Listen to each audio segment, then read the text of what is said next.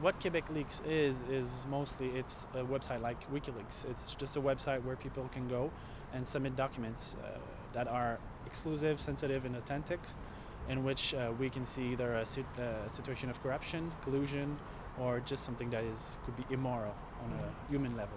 We started unofficially 3 weeks ago.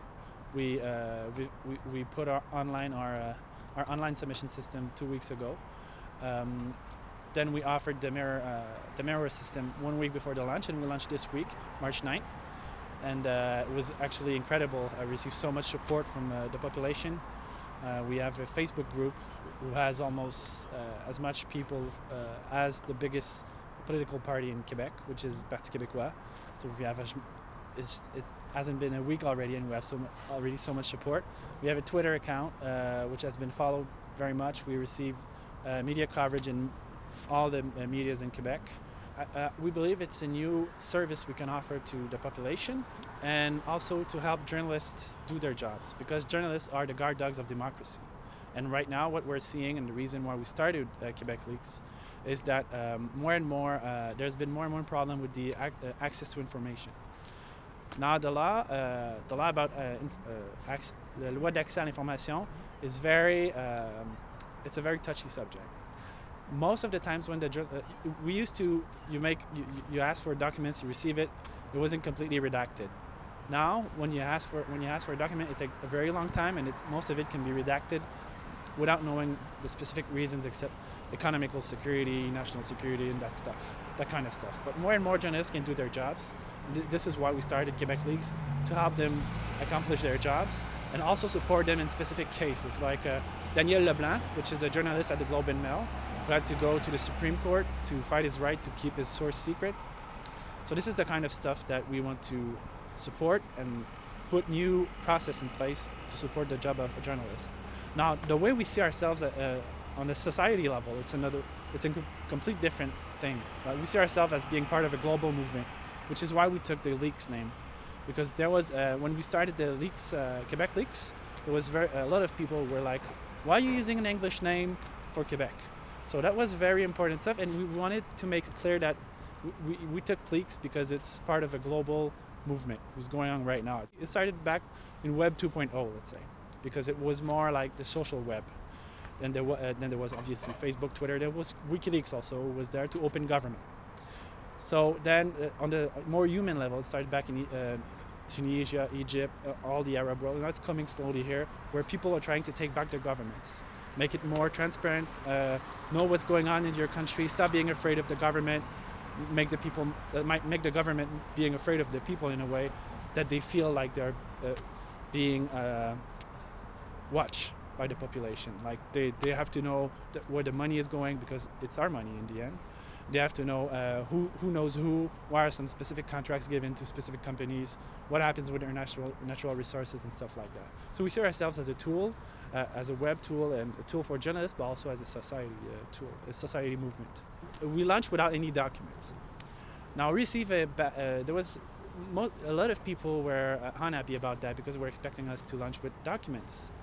Now for us, we made it clear, like straight for the last few weeks, that we didn't have anything. But what we understood from the people who were angry at the fact that we didn't have any documents is that these people are angry for change. They want more. They know there's corruption. Most of the people know there's corruption and collusion, and they just want documents to go out. They are just like they can't wait for it. So we believe once we start publishing documents that are effectively sensitive, authentic, and exclusive, that the media will, the response will be even more positive. We expect to receive more documents from 2000 to right now, hopefully involving big corporations and public companies, publicly owned companies. There's a specific document we're looking to have right now, and it's the one, not looking to have, but we hope it falls in our submission system, let's say, just like that. And it's the deal between Hydro-Québec and Petrolia regarding all the resources at Anticosti Island that Hydro-Québec wanted to make public, but the Petrolia refused to make public. And it's our natural resources. I think we believe it's important for us to know how much the money involved in this. It concerns us, and it's a company that we're financing. It's a public company, so we have the right to know what's going on. In the last few years, the journalists have reported that there is mainly 3 companies who receive contracts from the Ville de Montréal, which is CGI, TELUS, and DMR. And those companies were awarded a few $1 billion in contracts. Now, there is something going on there. Why is there three of these companies receiving most of all the contracts awarded by the Ville de Montréal, knowing what happened, knowing that TELUS was involved in a scandal with money at the Ville de Montréal, knowing that there was a compteur d'eau also in Ville de Montréal, so we know there's something going on there. Technically, we're supposed to be just about Quebec, but right now the problem is there's no Canada Leaks.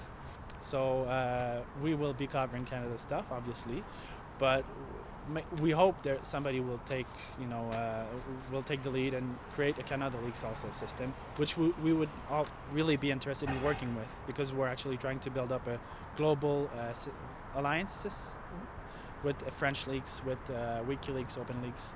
We're trying to build up a big global alliance of leaks systems.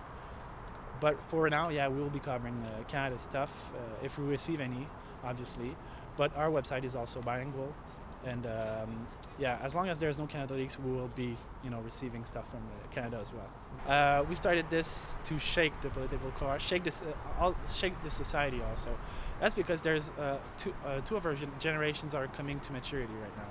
There's the X, there's the Y, and we're coming into play right now. The boomers are slowly fading out, let's say, and it's our time right now, and we need to make the boomers understand that we're not just going to be the same thing. There's going to be change. There needs to be transparency. There needs to be more answer to the population, let's say. Ils doivent être responsables. We also want to make the people more involved in politics and a society level, and for people to be more involved, they need to feel that there's people who are caring more. Because for the last 30-40 years, we've been stuck in a system of appearances and less in a system of belief. Not belief, but yeah, what you believe in on a society level more, let's say, and what you're involved in. So the problem now, we have politicians who are, they look good, they look nice, they look credible, but they aren't really, because they don't really believe in transparency. Let's say, a good example right now is the permanent union against corruption created by Jean Charest a few weeks ago.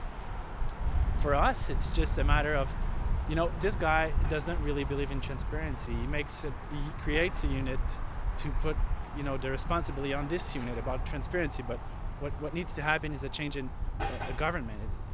Jean Charest needs to show that he believes in transparency. He needs to take actions, specific actions to, he needs to open the government, the data from the government. They need to stop redacting documents, or at least diminish a lot what's actually happening. So actions needs to be taken, and by showing people we believe in transparency more than we just look transparent, and we believe people will start being more involved.